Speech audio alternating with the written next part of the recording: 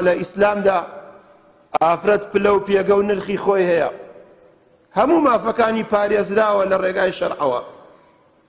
ئێمە حەقمان بەو کەسەوە نییە کەوا غەدر لە خێزانەکەی ئەکا، یا حەقی خوشکەکەی ئەخوا، یا حەقی دایکی ئەخوا لە میرات. خوای تەبارەک وتەعالە عەزە وەجەل بە ڕەحمەت و عەزەمەتی خۆی لە قورئاندا سوورەتێکی بە ناوی نیساء ناردۆتە خوارەوە.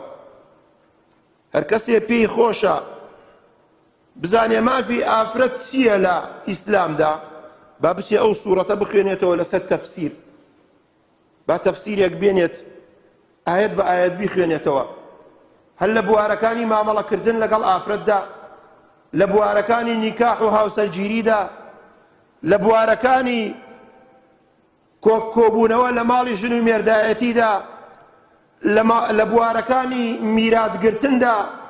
دینی پیرۆزی ئیسلام بەقەد یەک مسقالە زەڕەیەک تەحەدای لە حەقی ئافرەت نەکردووە، بەڵکو حەقی ئافرەتی وەکو خۆی داوە.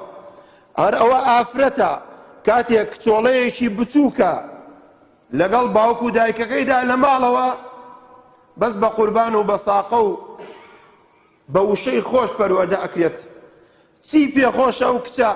جاروا هەیە پیا و ئافرەت دایک و باوک لە ماڵەوە ڕەنگ بێ بۆ کوڕەکەیان هەنێشت نەکەن، بۆ کچەکەیان بیکەن، ئەوە بەس لە ئیسلامە ئەکرێت.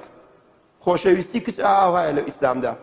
کاتی هەر ئەو کچە بچووکەیە گەورە بوو چۆ ماڵی ژن و مێردایەتی، ڕێزی تایبەتی خۆی هەیە لە لای پیاوەکەی، ئەو پیاوەی کەوا خوا ئەناسێت، ئەو پیاوەی کەوا شەریعەتەکەی محەممەد عەلەیهی سەڵات وەسەلام جێبەجێ ئەکا وەکو چۆن هاتۆتە خوارەوە، نەک پیاوێکی بێدین، پیاوێک هیچ حەق و مافێکی ئافرەت نەزانێ و خۆی بە موسڵماندانا نەخێر.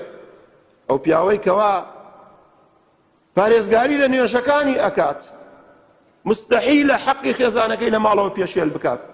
وە کاتێک کە ئەو خێزانە گەورە بوو بە پیرێژنێک و بە ساڵاسوویەک، لە لای منداڵەکانیدا چاکترین و باشترین ڕێزی هەیە بە پێچەوانەی ئافرەتی وڵاتانی کوفر.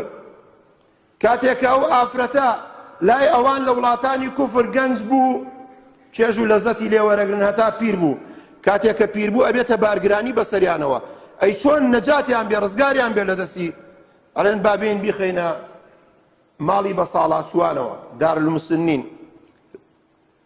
کوڕەکانی و کچەکانی لەگەڵێکا ڕێک ئەکەون ساڵانە ئەو مەبلەغە ئەدەن بۆ ئەوەی ئەوان بەخێوی بکەن. ئەمان تااقەتی ئەوەیان نییە ئەو پیرێژنە لە ماڵەوە خزمەتی بکەن و دوو لە ڕووی جەنابتان پیسایی پاکەوە بکەن و بیبەنە حەمامەوە پاک بیشۆرن، نەخێر، بابی بینە ئەوێ. ئەی چۆن سەردانی دایکەکەمان بکەین؟ لە ساڵێکا یەک ڕۆژ لای ئەوان پێی ئەوترێ عید الئوم، جێژنی دایک. منداڵەکانی ئەچن سەعاتێ 2 سەعات کاتێک لەگەڵیا بەسەری ئەبەن و بەجێ ئەهێڵن. بەڵام ئەو پیرۆژنەی کەوا لای ئەوانە سووکە و بێنرخە لە دینی پیرۆزی ئیسلامە، ڕۆشنایی و گڵۆپی ماڵەوەیە. هەر ماڵێک پیرێژنێکی تیا بێت، ئەوە ئەو ماڵە پڕە لە بەختەوەری و کامەرانی.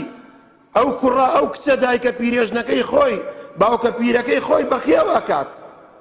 ئەوە دینی پیرۆزی ئیسلامە. ئابە و شێوەیە ئیسلام مافی ئافرەتی داوە.